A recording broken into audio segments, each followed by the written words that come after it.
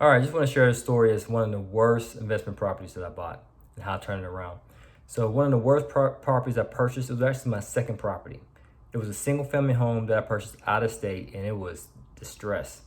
I mean, it was tore up from the floor up. Everything from the roof to the crawl space needed replaced, right? And being that it was a somewhat of a full rehab, it is challenging, especially if you're a newbie investor, to do a full rehab out of state. I was living in New York, New Jersey. Shout out to all my tri-bureau, not tri-bureau, what's it called? Tri-state area people. It's been a while. I haven't been in New York in a minute.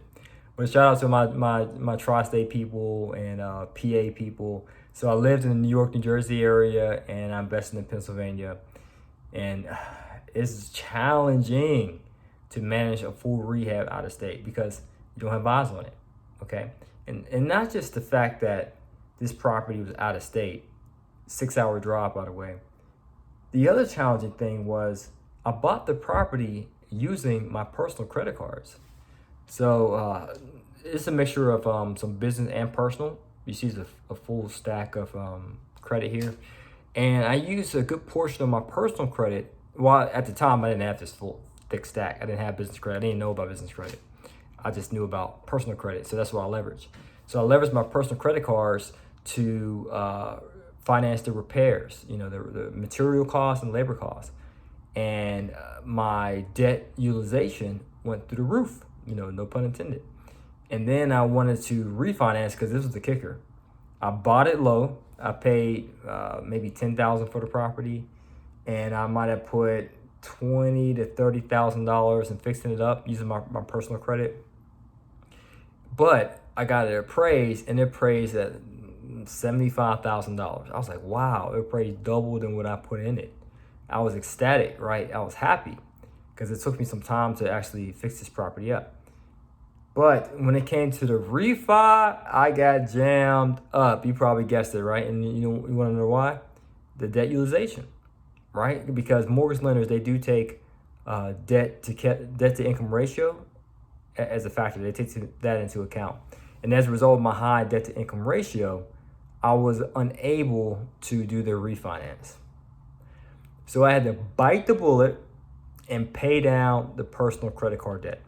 So I learned a valuable lesson. Not just, hey, investing out of state, that's fine, but don't do it if it's a full rehab. I always do yield plays now, meaning properties that are yielding cash flow as soon as I close, not a full rehab where it takes extensive work. I want to make sure the property is fully occupied. As you can tell, if a property is fully occupied, more than likely it doesn't need extensive repairs because tenants are living there, right? But the other lesson I learned was you cannot use personal credit cards to buy real estate, especially if you're exercising the buy and hold strategy, where you're buying a property, you're holding on to it for the cash flow. So as a result of learning this lesson, it jammed me up to the point I had to forego buying properties the whole next year, because I had to make sure every single dollar I've received, mainly from savings, because I didn't know anything about creative financing at this point or raising capital through partners. Again, I was green, I was fresh, I was a newbie.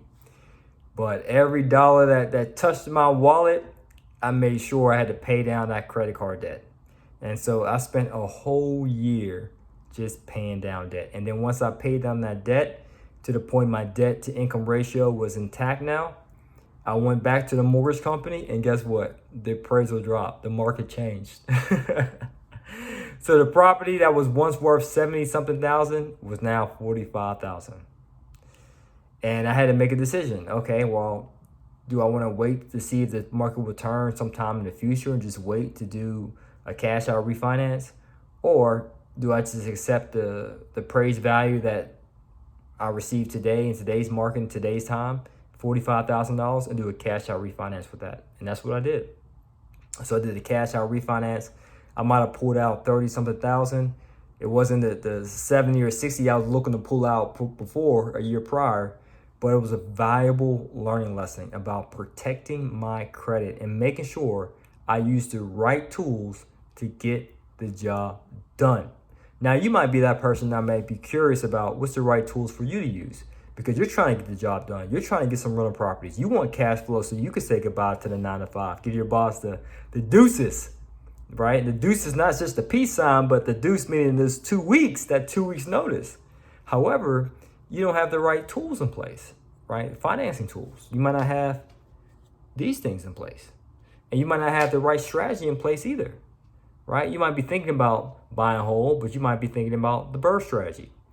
And that's fine, you know, if you're doing this in your backyard for single families. But if you truly want to become financially free yesterday, the day before, last week, as quickly as possible, today, immediately, then you might want to alter that strategy. Because the bird, again, is extensive rehab, so it does take some time to realize your cash flow, because you're going to be shelling out money, doing the repairs, paying holding costs like the water bill, electricity, the contractors got to get paid, you'll be paying taxes, insurance, and no money's coming in because there's no tenant in there, because you're just doing repairs. And plus, it's just one unit. So why would you want to spend, let's say it takes an average of 6 months to do a full rehab, why would you want to spend 6 months fixing the property just so you can have one unit as a rental?